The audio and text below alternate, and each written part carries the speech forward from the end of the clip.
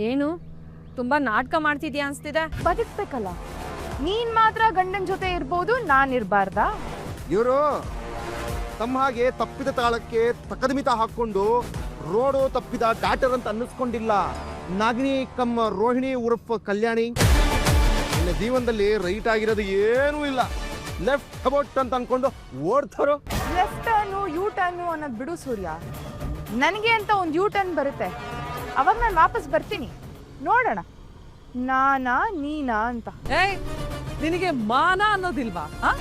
ಬೇಡ ಅಂದ್ರೂ ಯಾಕೆ ಇವನ್ ಜೀವನದಲ್ಲಿ ಸುಂಟ್ರ ಗಾಳಿ ಆಗ್ತಿದ್ಯಾ? ತಂಗಾಳಿ ಆಗ್ತೀನಿ ಅತ್ತೆ, ಒಂದು ಅವಕಾಶ ಕೊಡಿ. ಕಪಾಳ ಕಿತ್ತೋಗೋ ಹಾಗೆ ಹೊಡಿತೀನಿ ಕಡೆ.